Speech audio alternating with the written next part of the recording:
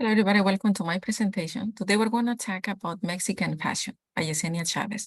And we're going to look at mainly two websites, historyplex.com, History of Mexican Clothing, and Top 9 Traditional Mexican Dress for Women, Textile Details, okay? So let's go to the first one. Hopefully, I get to share my screen.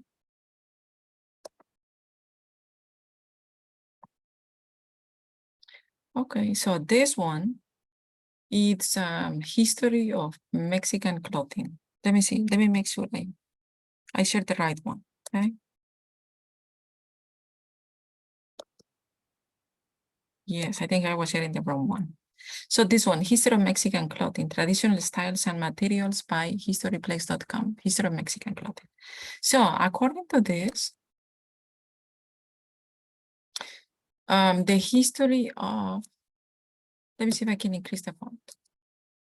Yes, a little bit. It has been very rich with culture, food, and music, and as I already been telling you in my other videos. So this one, okay, yes, here is the top. So traditional clothing is very colorful, vibrant, and very practical for everyday use. So those are the three things about the Mexican attire. I already told that part. So traditional Mexican clothing was one of the most renowned clothing styles back then, since many years ago, okay?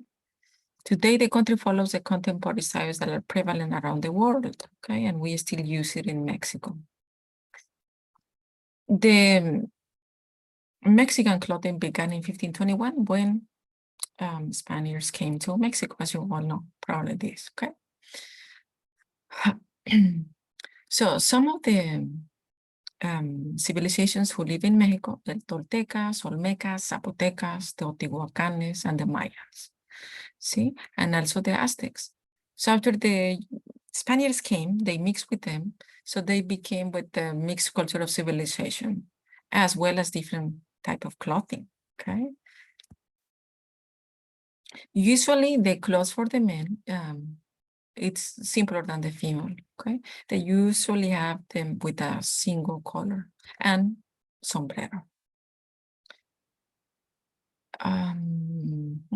So the sombrero is not only a necessity, but not only a fashion, but it's also needed for the hot sun to protect. Sombrero and pants for the males, they usually simple colors. For the women, they usually wear skirts, okay?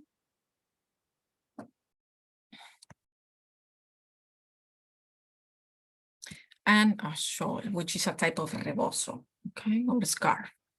But the colors are very vibrant. As they mentioned here, when the Europeans settled, the pigments were replaced with artificial acrylic dyes.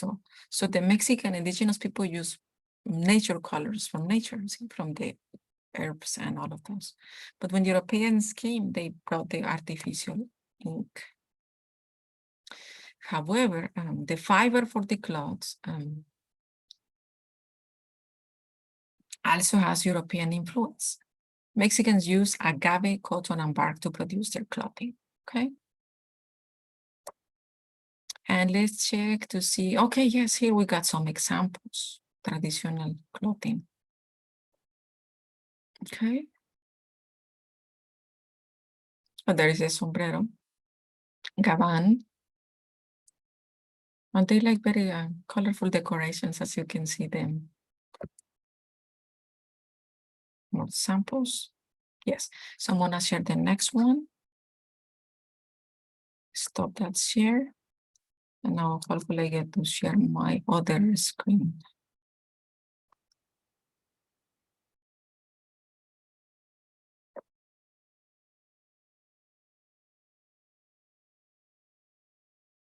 I want to make sure that I share my correct screen, okay? Yeah, so this one, according to this website, textiledetails.com, traditional Mexican dress for women, this one shares some examples of the actual clothing, okay? Top 9. Also remember, some of the clothing was used for holidays, rituals, festivals. Some of those are sun protective, vibrant, and modest. The Mexican men dress hasn't altered much over time. So it's the female that has been more changing, has more changes, okay? So there we can see the number 9 is the huipil. There we see the sample. So it's not only used in Mexico, but also in Guatemala. Okay, this one is older, about 2,000 years old, this type of dress, huipil, okay? Next one is el rebozo, the one I was telling you about. It's a type of a scarf you put all the way on the strong, that way covers, is used for covering for the cold weather. It looks like this one, but now they made a dress of the rebozo, but it's originally is a type of a scarf. You put it along and put it on the head when people in the past used to go to church. And to protect from the cold weather also. The Mexican skirt, very traditional one and colorful. Maybe this was the one, the most popular one. Maybe a lot of you have seen this.